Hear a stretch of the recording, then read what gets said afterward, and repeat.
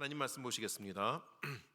오늘 본문 말씀은 사실 16장 누가복음 16장 19절부터 31절까지의 말씀인데 19절부터 25절까지만 봉독하겠습니다. Today's passage is Gospel of Luke chapter 16 verse 19 through 31.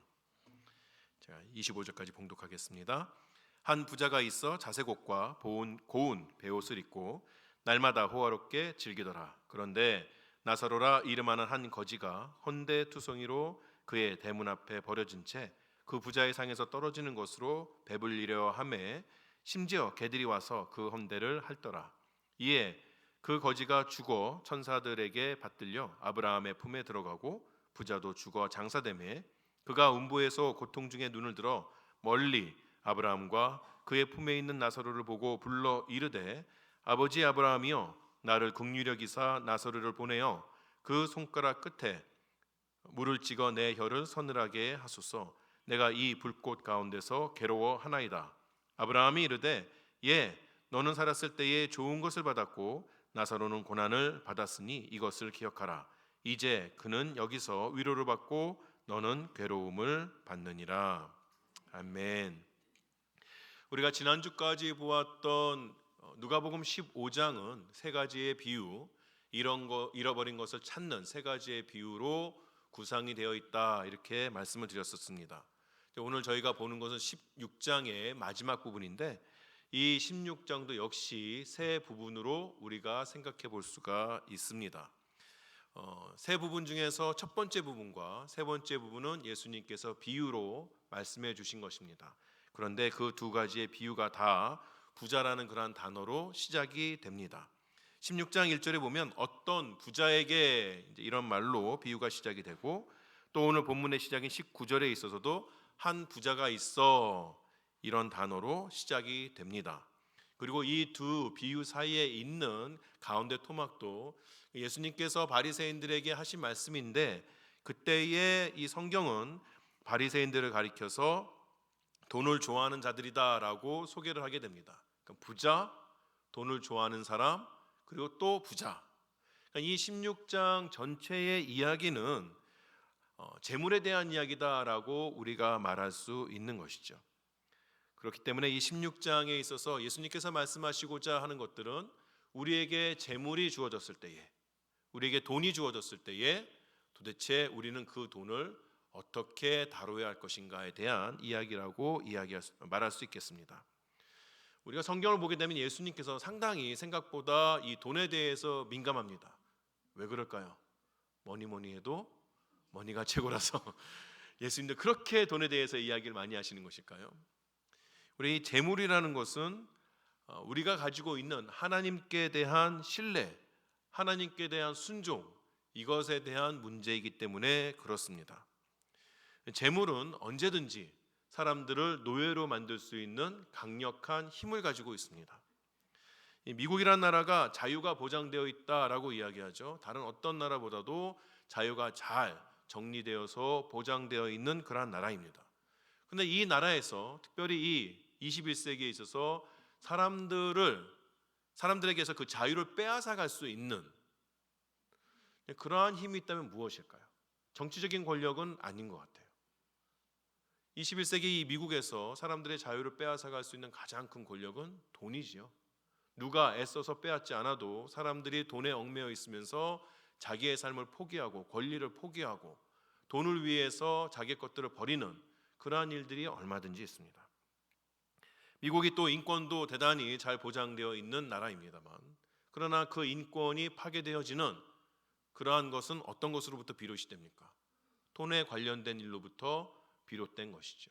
돈 앞에서는 사람의 목숨이 아무렇지도 않은 것처럼 돈 앞에서는 도덕적인 그러한 어떤 성품들이 아무것도 아닌 것처럼 그렇게 이 미국이란 땅에서조차도 벌어지는 일들을 볼 때에 돈의 힘이 얼마나 강력한가 우리는 알 수가 있는 것이죠. 우리는 이 돈의 힘, 재물의 힘을 우습게 여기면 안 됩니다. 재물이 뭐 아무것도 아닌데요. 저는 최영 장군의 후손이에요.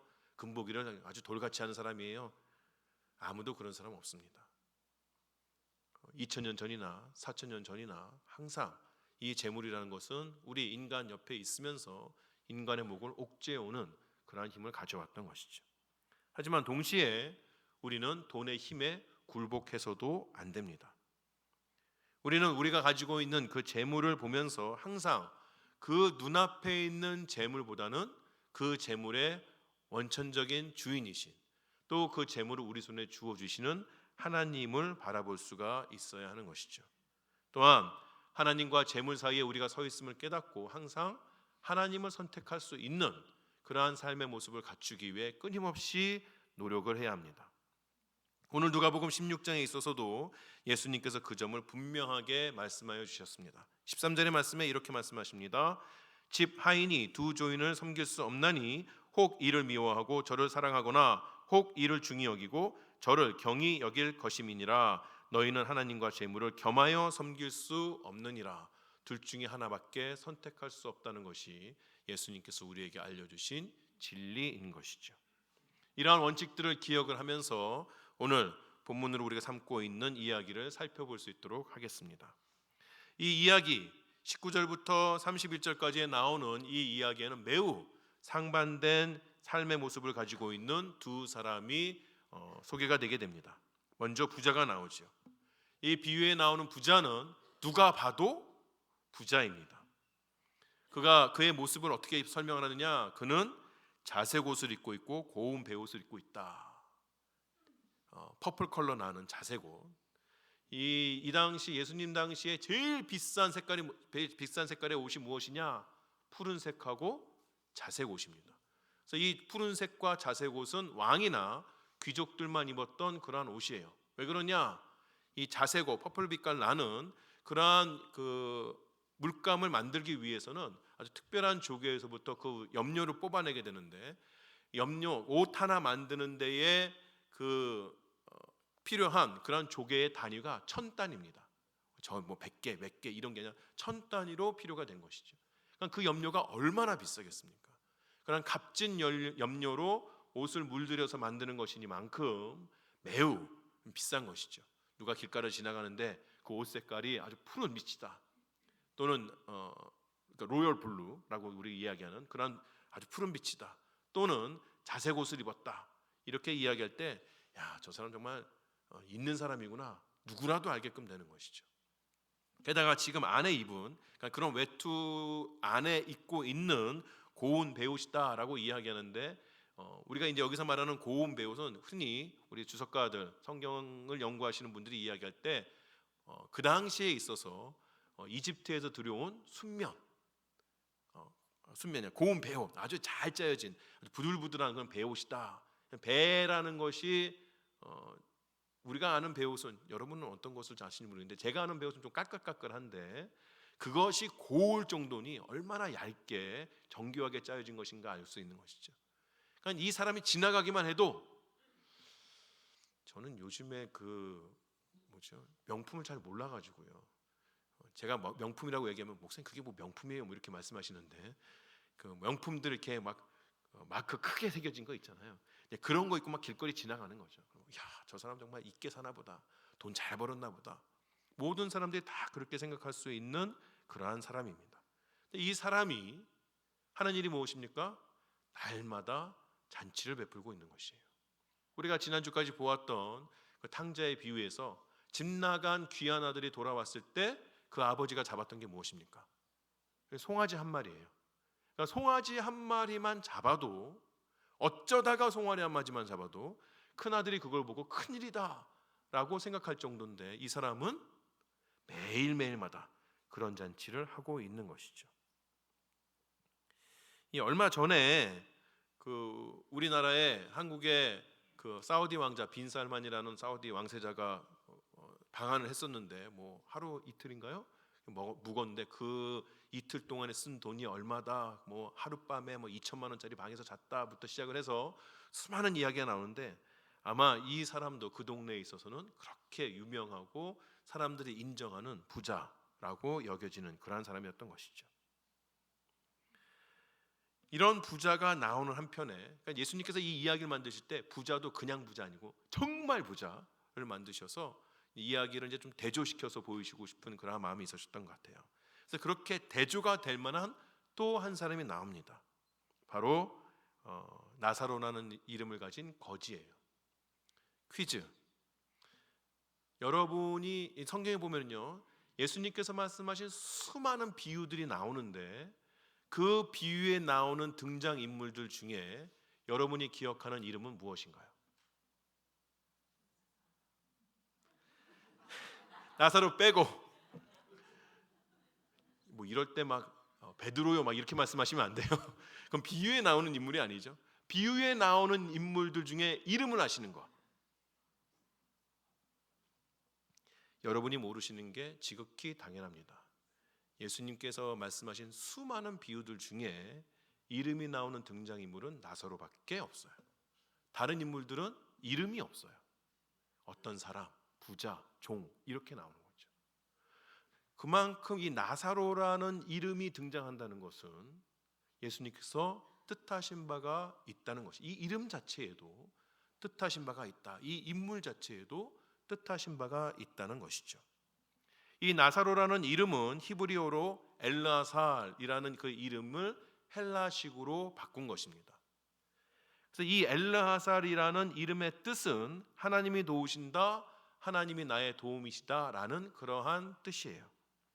이 이름은 예수님 당시에 유대의 사람들 가운데, 유대 남자들 가운데 이름들이 많이 있죠. 근데 그 이름들 중에서 세 번째로 많이 쓰여졌다고 그렇게 알려졌습니다. 어떻게 성경학자들이 이런 걸 다 계산했는지 모르겠으나 여하튼 그렇게 흔한 이름이었어요. 흔한 이름이긴 하지만 예수님께서 아무렇게나 붙인 이름은 아니었던 것이죠. 정말 이 나사로라는 사람은 이름의 뜻처럼 하나님이 아니고는 살아갈 수가 없는 그러한 사람이었습니다. 반대말이지만 그는 살면서 어떤 사람의 도움도 받지 못했기 때문에 그런 것이에요. 본문은 나사로가 거지였고 상처투성이의 몸으로 부자의 집 대문에 버려져 있다고 그렇게 말을 합니다. 다시 말해서 나사로는 지금 몸에 장애를 가지고 있어서 혼자서는 움직일 수 없는 그런 사람이었다고 이야기하는 것이고, 또 부자의 집에서 날마다 동냥하는 것 외에는 다른 어떤 방법으로도 살 수 없는 존재라는 이야기입니다. 장애를 가지고 스스로 움직일 수 없는 나사로를 사람들이 이 부자의 집 문 앞에 버려둔 것은 우리가 그 이유를 쉽게 생각할 수가 있는 것이죠. 제가 옛날에 들은 말은 거지 동냥하는 그 장소도 권리금이 있다는 얘기를 들었어요. 그러니까 목이 좋은 데에서 동냥을 해야 동냥하는 그 금액이 많이 달라진다, 이런 이야기죠. 그렇게 보면 지금 나사로가 자리 잡고 있는 그 자리는 정말 목이 좋은 거죠. 날마다 잔치가 이루어지니 여러분, 잔치에 들어오고 나간 사람들 그 마음이 얼마나 풍성하겠어요? 그죠?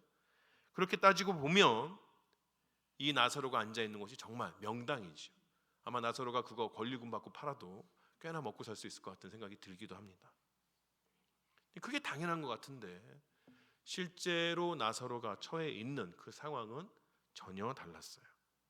나사로에게는 문 안쪽에서 벌어지는 휘황찬란한 매일의 잔치와 달리 아무것도 주어지지 않았던 것이죠. 그에게 주어지는 것은 오직 상에서 떨어지는 것뿐이라고 성경은 이야기를 합니다. 도대체 상에서 떨어지는 것이 무엇일까요? 먹다가 이렇게 흘린 거, 뭐 이런 것일까요?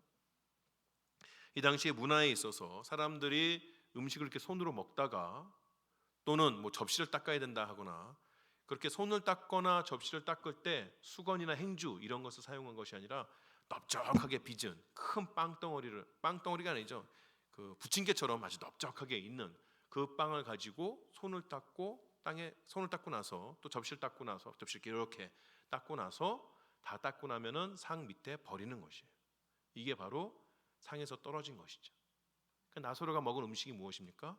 사람들이 손 닦은 빵, 그릇 닦은 빵, 그리고 버려둔 빵, 이 빵을 먹으면서 하루하루 살고 있는 것이에요. 오늘 본문 21절에 보면 나사로가 그런 빵을 먹고 사는 것도 서러운데 이 나사로가 이렇게 누워 있는데 문 앞에서 이렇게 쓰러져 있는데 개들이 와서 그의 상처를 핥았다고 그렇게 이야기를 합니다.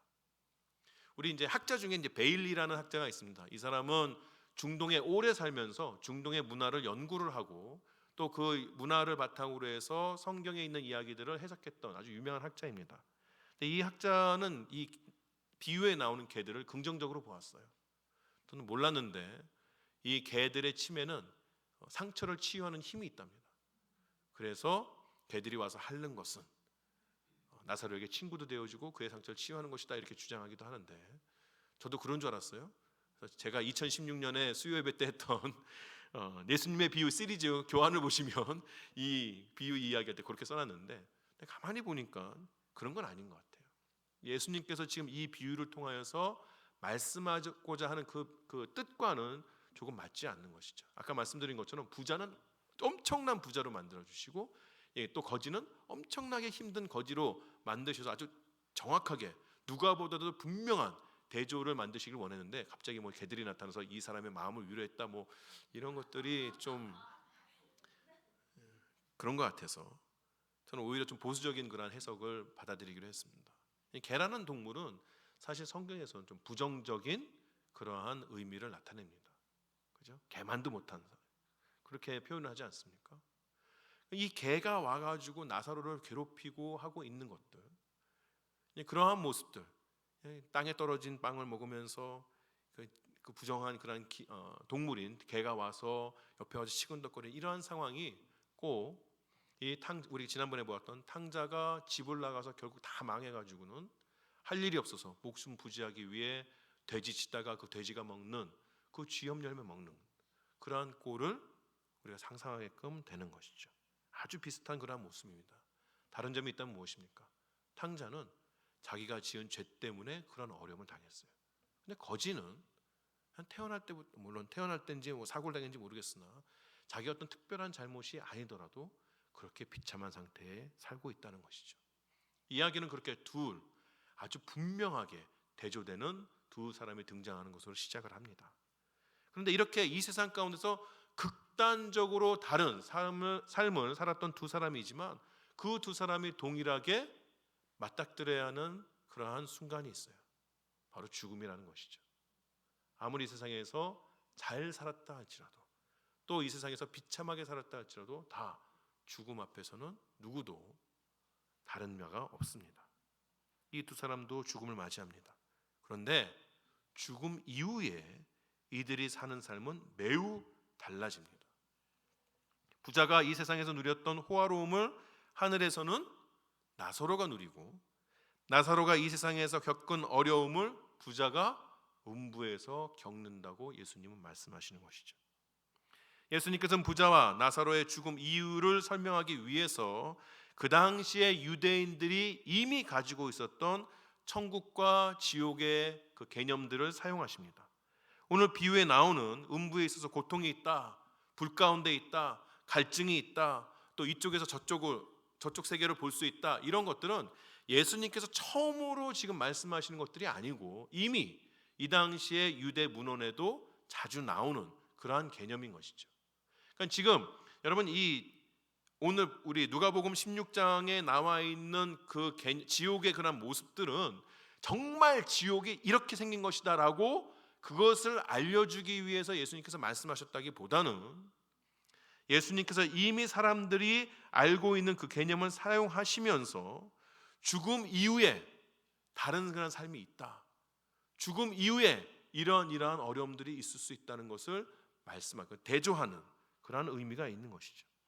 아마도 제가 안 가봐서 모르겠으나 가고 싶지도 않고 지옥은 지금 이 비유에 나오는 것보다 훨씬 더 괴롭고 고통스러운 곳일 겁니다.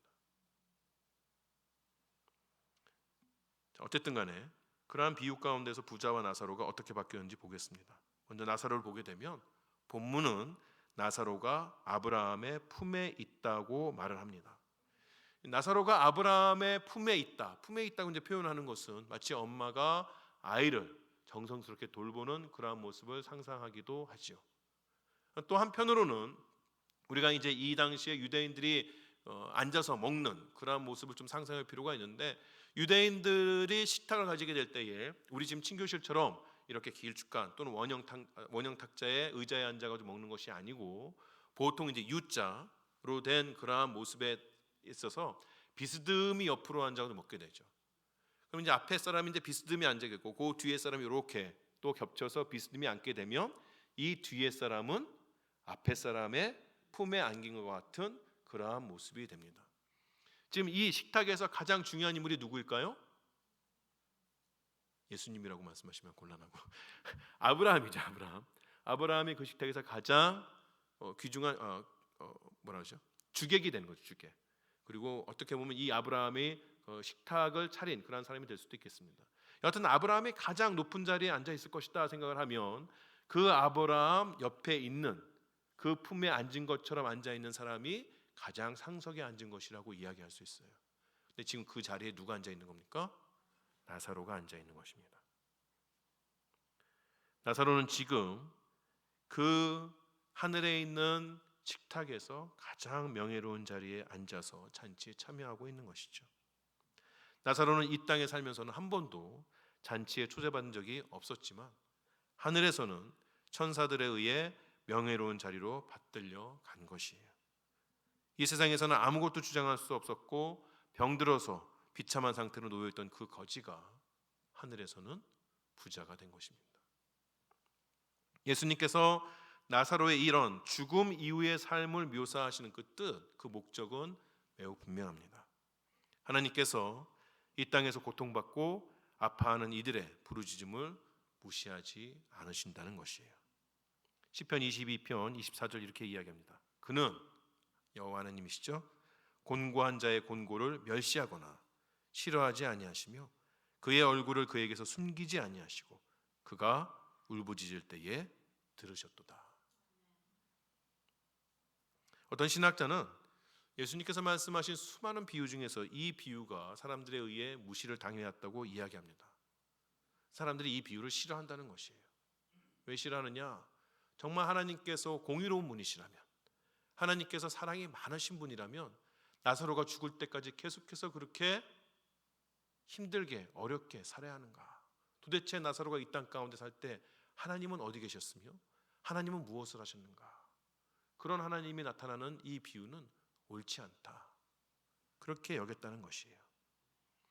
그런데 그런 사람들의 비판은 매우 근시안적인 것이죠. 이 땅의 삶에 눈이 묶여 있는 비판입니다. 이 땅에서의 우리의 삶이 매일매일이 매우 중요합니다. 하지만 우리의 삶이 이 땅에서 끝나는 것은 아닙니다. 우리의 진정한 삶은, 더 오랜 기간의 삶은 사실 이 땅이 아니라 이 땅에서의 삶이 끝나는 그 순간부터 새롭게 시작이 되는 것이에요.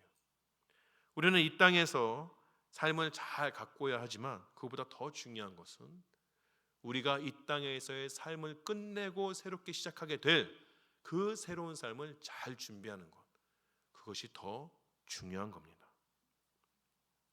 우리 교회에도 여러 가지 어려움을 가지고 살아가시는 분들이 계십니다.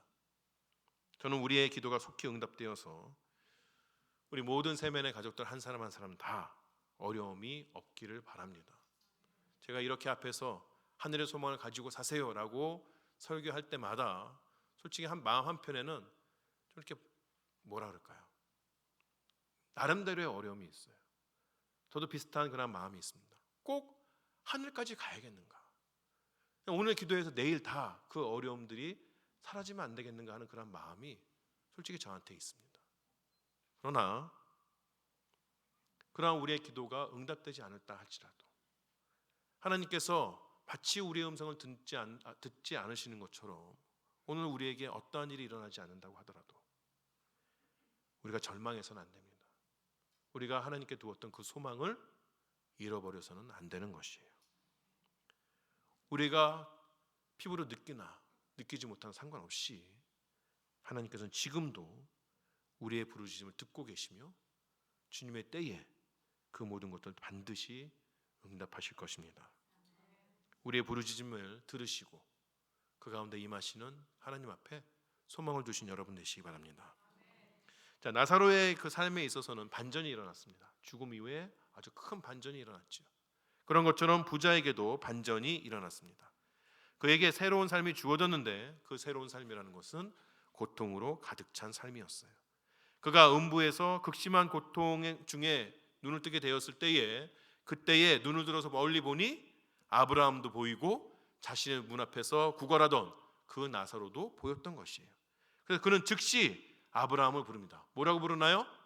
아버지 아브라함이요, 이렇게 부릅니다. 근데 사실 이 부자는 더 이상 아브라함을 아버지라고 부를 수 없는 사람입니다. 이에 대해서 세례 요한이 분명하게 사람들에게 경고했었습니다. 누가복음 3장 8절의 말씀입니다.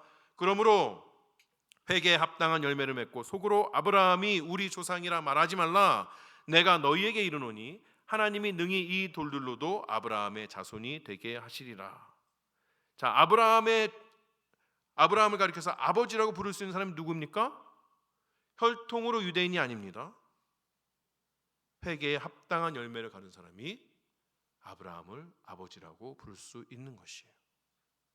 부자가 지금 음부에서 회개하고 있습니까? 그렇지 않습니다. 극심한 고통 가운데 있는데도 회개하지 않습니다.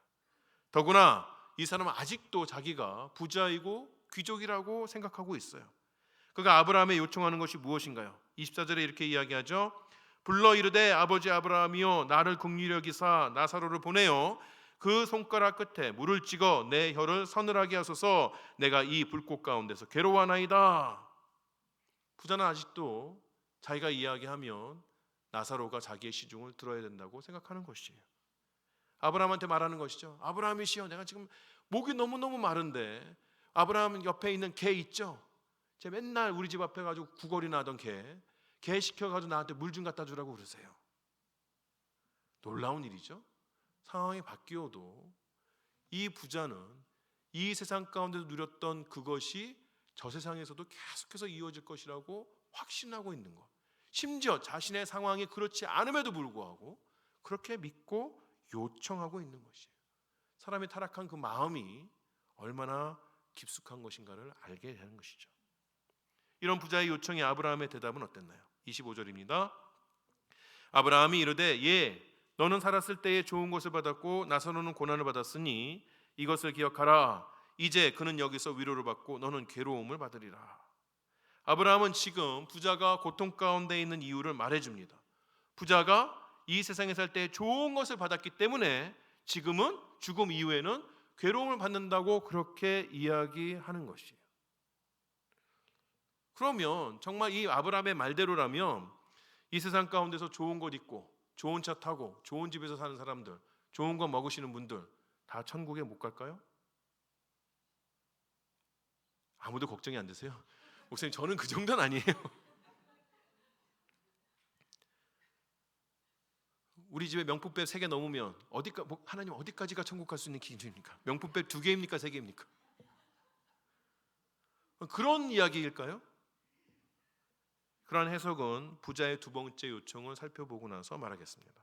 부자의 두 번째 요청은 나사로를 자신의 집으로 보내달라는 것이었어요. 그러면 죽었다가 살아난 그 나사로를 만난 자신의 형제들, 아직도 이 세상 가운데 살고 있는 자신의 형제들이 자신처럼 고통받는 곳으로 오지 않을 것이라는 계산이었던 것이죠. 아브라함은 이 요청도 거절합니다. 31절의 말입니다. 이르되 모세와 선지자들에게 듣지 아니하면 비록 죽은 자 가운데서 살아나는 자가 있을지라도 권함을 받지 아니하리라 하였다 하시니라. 아브라함이 말하는 요점을 아시겠죠? 부자가 이 세상에 살 때에 분명히 모세와 선지자들을 통해서 주어진 율법이 있었습니다. 그가 알았던 것이죠. 그리고 그 율법은 지금 이 세상에 살고 있는 형제들에게도 주어진 것이에요. 그것만으로도 충분하다는 겁니다. 하나님의 뜻을 깨닫고 지옥이 아닌 천국으로 가는 삶을 준비하는 데 있어서는 이미 그들에게 주어진 말씀으로도 충분하다는 것이에요. 그래도 목사님, 말씀이 아무리 있어도 죽었다가 누가 탁 살아나서 내 앞에 나타나면 정말 잘 믿지 않겠습니까? 상상도 못한 기적이 내 눈앞에 탁 나타나면, 오늘 예배 끝나고 아직도 내 마음 가운데 의심이 있는데 예배 끝나고 밖에 나갔더니 갑자기 땅에 솟아난다면, 그죠? 오늘 이건 안 되겠다, 말하려고 했는데 제가 말 잘못해가지고 어려움이 있으면 안 되니까 통과. 근데 그런 정말 놀라운 기적이 우리한테 벌어지게 되면 내 믿음이 확실하게 되지 않겠습니까? 과연 그럴까요? 예수님 시대의 헤롯 왕은 요한 또는 선지자 중에 하나가 살아났다는 소문을 들었습니다. 그러한 무시무시한 소문 듣고 그가 회개했습니까? 그렇지 않았어요. 예수님께서 죽은 나사로, 이 나사로 말고 정말 살아있었던 실존 인물인 나사로, 그 죽은 나사로를 살리셨습니다. 나사로가 죽은 것을 많은 사람이 보았고 그 사람들이 나사로가 살아난 것을 보았습니다. 그런 일이 벌어졌을 때 어떻게 그들이 반응했나요? 오히려 예수님을 죽일 모의를 더 빨리 하기 시작합니다. 우리에게 믿음 주는 것은 천지가 개벽하는 기적이 아니에요. 그런 기적은 잠시 잠깐 동안에 우리에게 경각심을 줄 수 있지만 천국 가는 믿음으로 이끌지 못합니다. 우리에게 그러한 믿음을 주는 것은 우리에게 이미 주어져 있는 하나님의 말씀입니다. 말씀이 증거하기에 우리는 믿을 수가 있는 것이고, 성령께서 우리 안에 역사하셔서 그 말씀을 믿을 수 있도록 인도하시고 빛을 비춰주시기 때문에 우리가 구원에 이룰 수 있는 것이에요. 여러분에게 가장 중요하게 생각하는 건 무엇이냐? 여러분 손에 들려있는 성경 말씀입니다. 그것만큼 중요한 것은 아무것도 없는 것이에요.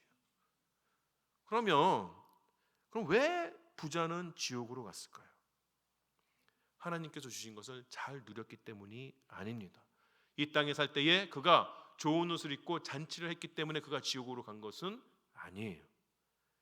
그에게는 분명한 말씀이 주어졌고 또 그 말씀을 지켜나아갈 수 있도록 하나님께서는 도구를 하나 더 주셨는데 그것이 무엇이냐? 바로 거지 나사로였던 것이죠. 그런데 부자는 하나님의 말씀도 거지 나사로도 다 무시했습니다. 부자는 하나님께서 주신 부요함을 누렸기 때문에 지옥에 간 게 아니라 말씀을, 이웃을 무시했기 때문에 지옥에 간 겁니다. 제가 오늘 성경을 준비하면서 읽었던 주석들 중에서 가장 마음에 와닿은 구절이 이거였어요. 종말을 생각함에 있어서 중요한 것은 악함이 아니라 무시다. 여러분, 우리는 하나님 앞에서 이야기할 때 우리가 어떠한 일을 행했느냐, 어떠한 악한 일을 행했느냐, 이것만 가지고 자꾸 카운트하는 것이죠. 그런데 그것만큼 우리가 무엇인가를 무시하는 것에 대해서는 별로 중요하게 생각하지 않습니다. 예수님의 계산법은 달라요. 마태복음 25장 42절 43절의 말씀에 이렇게 이야기합니다. 내가 줄일 때에 너희가 먹을 것을 주지 아니하였고 내가 목마를 때에 마시게 하지 아니하였고 나그네 되었을 때에 영접하지 아니하였고 헐벗을 때에 옷 입히지 아니하였고 병들 때와 옥에 갇혔을 때에 돌보지 아니하였느니라 하시니. 예수님께서 이렇게 말씀하셨어요. 그랬더니 사람들이 이야기하죠. 언제 우리가 주를 그렇게 홀대했습니까? 언제 우리가 예수님 당신을 또 하나님을 무시해 왔습니까? 그랬더니 예수님께서 뭐라고 말씀하시나요? 그들 주위에 있는 먹을 것이 없던 자들, 목마른 자들, 헐벗은 자들, 병든 자들, 옥에 갇힌 자들, 그렇게 도움이 필요한 자들을 하나님께서 보내주셨음에도 불구하고 그들을 무시했다는 것이에요. 나는 그들에게 악행을 하진 않았다고 이야기할 수 있어요. 나는 그들을 찾아가서 괴롭히지 않았어요. 나는 그들의 것을 빼앗지 않았어요. 나는 그들에게 악한 말을 내뱉지 않았어요. 그러나 그들을 무시했다는 것이에요. 그들을 무시한 것이 곧 하나님을 무시한 것이죠. 하나님께서 선지자들에게 통하여서 또 사도들을 통하여서 말씀을 주셨어요. 그 말씀을 일부러 어기려고 하지 않았을지라도 그것을 무시할 때에 하나님은 그것을 계산하신다는 것이에요.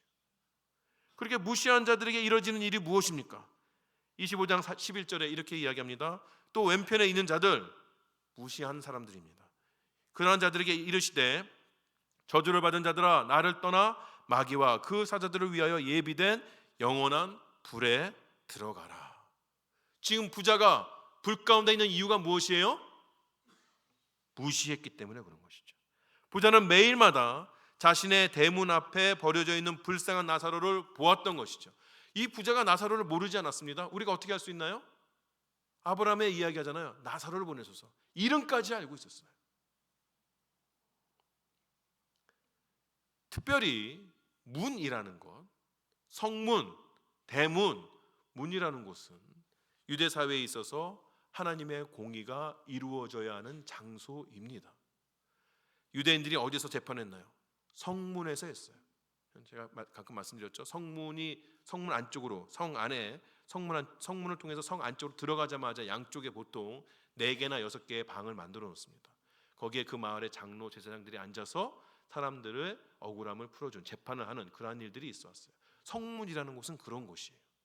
부자에게 있어서 그 대문은 자신에게 주어진 하나님의 공의를 이루어야 하는 그러한 장소였죠.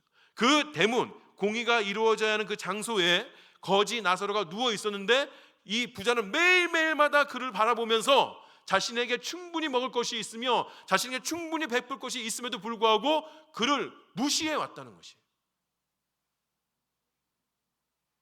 그런 자는 아무리 혈통으로 유대인이라 할지라도 아브라함을 아버지로 부를 수가 없는 것이죠.